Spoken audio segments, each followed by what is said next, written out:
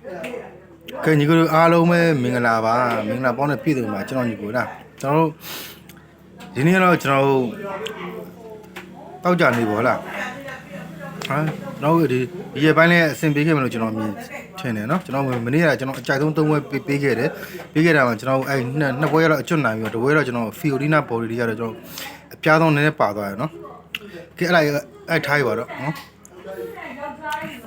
ကျွန်တော်ဒီညမှာကျွန်တော်အစောပိုင်းလေးကျွန်တော်ပို့တင်ထားတယ်ဗျအပုတ်မှာကျွန်တော်အကြိုက်ဆုံး3ပွဲဆိုပြီးကျွန်တော်တင်တယ်ဒါပေမဲ့3ပွဲမို့တော့ကျွန်တော်ဒီညမှာကျွန်တော်9ဝက်တိတိကိုကျွန်တော်တင်ပေးမယ်ကျွန်တော်ရဲ့ခံယူချက်နဲ့ကျွန်တော်ရဲ့အတွေ့အကြုံယူဆကျွန်တော်တင်ပေးမယ်အကြိုက်တွေညီကိုရယူနော်ဒါပေမဲ့ဒီညကံမဲ့ပွဲတွေကပွင့်လင်းပြောရင်အလုံးမာယာများတယ်အကျေးတွေကလည်းစောင်းမမာယာရှိတယ်မာယာများတယ်ပွဲအဲ့တော့ညီကိုတွေကအရင်ကြီးမလောက်ကြဘူးကျွန်တော်အခုတည်းကကျွန်တော်ပြောချင်ပါတယ်နော်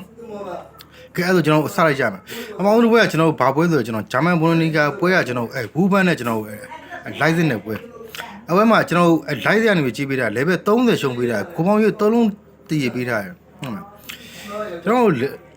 ်ပြန်သူတို့နှစ်သိန်းရဲ့ head to ကိုပြန်ကြည့်မယ်ဆိုရင်ဒါဟိုက်စစ်ကတာထားတယ်နောက်ပြီးဟိုက်စစ်ဘက်ကိုပြန်ကြည့်မယ်ဆိုရင်လိုက်စစ်ပြီးခဲ့တဲ့ပွဲမှာသူဟိုတပွဲနိုင်ထားတယ်ဟိုမှာ3-1နဲ့သူအိမ်ဝင်းမှာသူနိုင်ထားတယ်နောက်ပြီးသူအဝေးဝင်းဆိုသူဖောင်ကောင်းသူရှုံးထားတယ်နော်ဒါမှဒီပွဲကသူနိုင်ရင်ချန်ပီယံလိတနေရတော့သူဝင်ရလိမ့်မယ်နော်ဒါအစာပိုင်းပေါ့ဟုတ်လားနောက်တစ်ဖက်ကကျွန်တော်ဘူးဘက်ပြန်ကြည့်မယ်ဆိုရင်ဘူးဘက်ဒီယာဒီဆောင်းဖောင်ပြတ်နေတယ်အစာပိုင်းမဲ့သူရာဒီဆက်မှာဆောင်းကောင်းခဲ့ဒါမှနောက်ပိုင်းကျသူဖောင်ပြတ်နေဖောင်ပြတ်သူတို့ပြတ်တယ်သူတို့သူ့ဝင်ခွင့်မှာတော့မှကျွန်တော်ဟိုင်ဒန်ဟိန်းလိုအသေးမျိုးတော့မှသူဇီးဝန်းနဲ့သူရှုံးခဲ့တယ်နော်သူတိုက်စစ်ကလုတ်ဖြစ်မနေဘူးဒီပွဲဒီညဟုတ်တယ်မနော်အဲ့ဒီချိန်မျိုးမှာကျွန်တော်မြင်မယ်လိုက်စစ်ရဲ့အဆင့်ဇရာလေပဲတမတ်ချက်နဲ့ဘူးပဲဇရာလေပြောချင်တယ်အများကြီးกว่าတယ်အဲ့ဒါကိုကျွန်တော်မြင်မယ်ဘိုင်းစစ်ကဒီညပွဲနိုင်သူကချန်ပီယံတနေရတော့ချန်ပီယံလိတနေရတော့မှသူရမှတ်နေတာဖြစ်တဲ့အချိန်မှာဘာလို့ကျွန်တော် level 30အကျော်ပြီးခဲ့တာနော် level 30ရှုံးကိုပေါင်းကြီး3လုံးတေးဆိုတွေကကျွန်တော်မြင်နော်ကျွန်တော်အဲ့ဘူးဘက်ကလည်းတကိုးလောက်အနေဆုံးရမယ်ဆိုတဲ့ပုံစံဖြစ်နေအကျိုးဝင်မကြည့်လိုက်နော်အဲ့တော့ကျွန်တော်ကဒီညမှာကျွန်တော်ဒီမှာကျွန်တော်ခါကျရင်ကျွန်တော်ကဘောလုံးလောကကိုကျွန်တော်ပြောပြမှာဆိုကျွန်တော်နှလုံးသားနဲ့ဆုံးဖြတ်တဲ့အခါလည်းရှိတယ်အုံလုံးနဲ့ဆုံးဖြတ်တဲ့အခါရှိတယ်ဟုတ်တယ်မနေရာကကျွန်တော်အကြီးပဲဆောင်းရမ်းကြည့်လို့မရဘူးခြေသွမ်းကြီးလည်းရမ်းကြည့်မရဘူး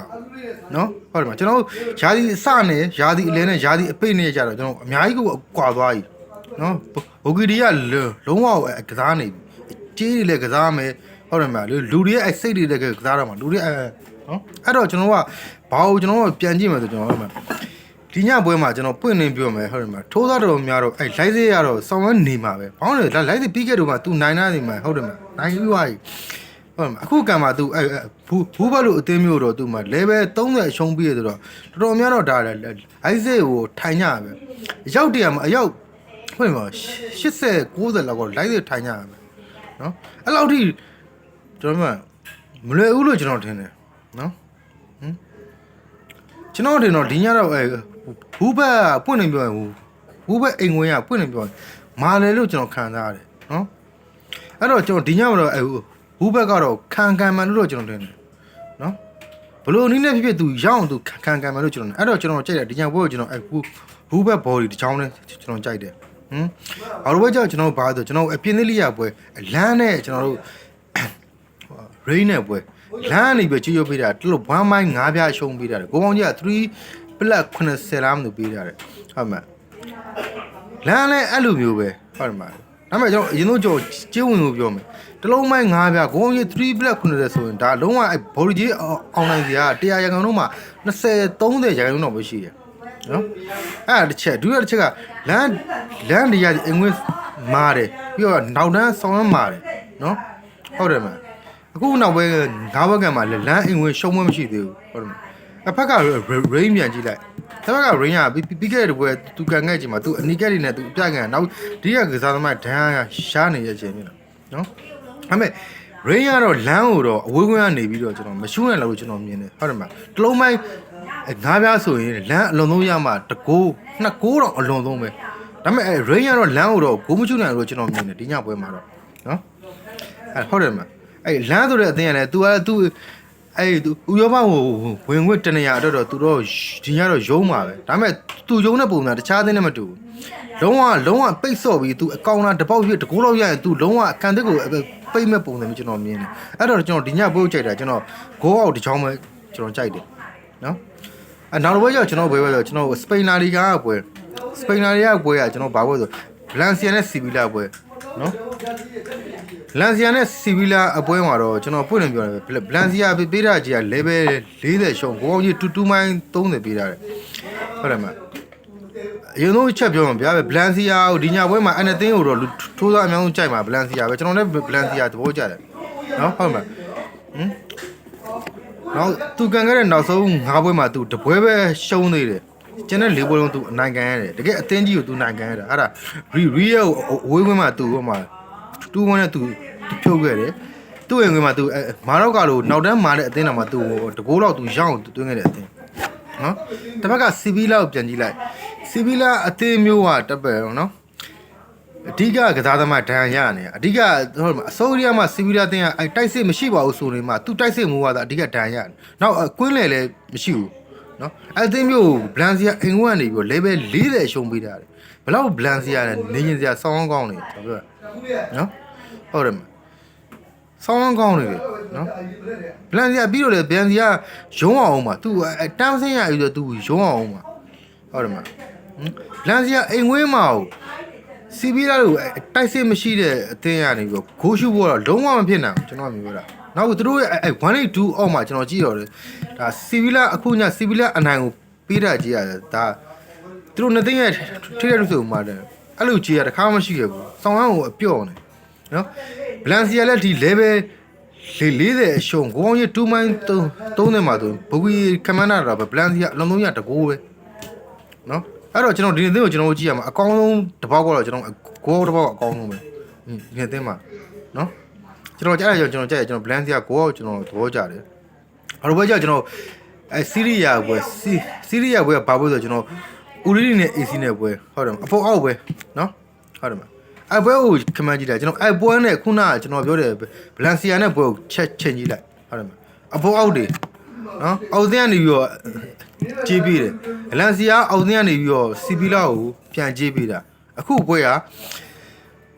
အေစီကနေပြီးတော့အူရီနီကိုကြေးပေးတာ level 90ရှုံးကိုပေါင်းကြီး3 black 90ဆိုရင်အကျေးဝင်ရုံကျွန်တော်အရင်ဆုံးစိုက်မယ်ဆိုဒါကကျွန်တော်တို့တော်များဆိုဒါလုံးဝကိုအောင်မဲ့ချေးဝင်ရုံဖြစ်နေနော်ဟုတ်တယ်မဥရင်းနေကျွန်တော်ဒီရသည်ဥရင်းနေသူတိုက်စစ်လုံးဝကိုဆောက်လွဲဖြစ်နေလုံးဝဂိုးတကိုးရောက်တော့မနစ်ကန်နေရတဲ့အသင်းဖြစ်ဥရင်းနေအသင်းနော်တစ်ဖက်က AC ကိုချက်ကြည့်မယ်ဆိုတစ်ဖက်က AC ကကျွန်တော်ဝင်ပြောမယ်သူယုံနေရပြီဒီရသည်မှာသူဥရောပဝင်တနေရအတွက်သူယုံမအောင်ရတော့မှာလုံးဝအရှုံးခံလို့မရဘူးအနေဆုံးကျွန်တော်ပြောမယ်တေတောင်မှသူကန်လို့မရဘူးနိုင်အောင်ကန်မှသူဥရောပဝင်တနေရအောင်သူရောင်းအဆင်ပြေမှာနော်တခုကျွန်တော်ပြောမယ်အဲ့ဒီအသင်းမှာကျွန်တော်ပွင့်နေတော့ကြကျွန်တော် AC ကိုသဘောကျတယ် AC ဘာလို့သဘောကျလဲဆို AC နောက်ဆုံးကန်ခဲ့တဲ့9ဝက်မှာနောက်ဆုံး3ဝက်မှာသူနော်အာဘူလူအသေးမျိုးကိုသူဟုတ်တယ်မ2-1နဲ့သူရှုံးခဲ့တယ်နောက်အင်တာကိုသူတီကန်ခဲ့တယ်1-1နဲ့တီကန်တယ်နောက်ဆုံးပွဲမှာသူဖီယိုတီနာကိုသူ2-2နဲ့တီကန်ခဲ့တယ်နော်พูดရင်ပြောရင် AC ရဲ့တိုက်စစ်ကတော့တပွဲကိုအနည်းဆုံးတကုန်းလုံးတော့သူသွင်းနေတယ်အဲ့တော့ဒီညတော့ကျွန်တော်ပြောမယ် AC ကတော့ဒီညဦးရီနီလိုအသင်းမျိုးတော့သူพูดရင်ပြောရင်သူရုံးမယ်လို့ကျွန်တော်မြင်တယ်မရမယ်ကအနိုင်ကန်လိမ့်မယ်လို့ကျွန်တော်မြင်တယ်အဲ့တော့ကျွန်တော်ကြည့်တဲ့ AC body ကျွန်တော်ကြိုက်တယ်ဂိုးပေါင်းကြီးကတော့ကျွန်တော်ဖွင့်နေပြောကျွန်တော်ခုနကပြောပြောမယ်ကျွန်တော်မကြိုက်ဘူးအခက်မသိနေဂိုးပေါ်သွားနိုင်တဲ့အနေအထားရှိတယ်နော်ကျွန်တော်ကြည့်တာ DJ ဝင်လို့ကြည့်ရင် level 65ဂိုးပေါင်းကြီး3 black ကို65ဆိုတော့တော်တော်များတော့ဂိုးအောင်မထင်တာပဲဒါမှကျွန်တော်ဂိုးပေါင်းကြီးကျွန်တော်ရှောင်းတော့ကောင်းလို့ပဲဒီညတော့ကျွန်တော်ကြိုက်တာ AC body ကျွန်တော်ကြိုက်တယ်ဘာလို့လဲဆိုတော့ကျွန်တော်ဘယ်ပွဲဆိုကျွန်တော် championship ကပွဲ championship ကဘယ်ပွဲဆိုကျွန်တော်ဘန်လီနဲ့ကျွန်တော်တို့နော်ဝင်းနဲ့ပွဲဘန်လီပေးတာကြီးကတလုံး plat 10ပေးတာဂိုးကြီး2 man 90ပေးတာတဲ့နော်ဘန်လီဒီယာစီဖွင့်နေပြောရင်ဘန်လီရဲ့ကစားပုံကသူခံစစ်အသားပြီးကစားနေတာတကိုးရရင်သူ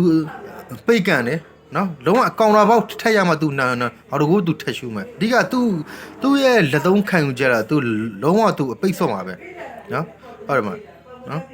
အခုကံမှာဘန်လီကဒီညာပွဲကို သူတို့မှပွင့်နေပြောဒါရာသီပိတ်တဲ့အချိန်တော့ဖြစ်နေပြီနော်ဒီချိန်မှာသူတို့အမားခံလို့မရဘူးနော်တစ်ဖက်ကနော်ဝေးပြန်ကြည့်မယ်ဆိုရင်နော်ဝေးကတော့ကျွန်တော်ပြီးခဲ့တဲ့ဘွဲမှာသူအင်္ဂလိပ်မှာဆန်နာလန်လိုအသေးမျိုးကိုသူ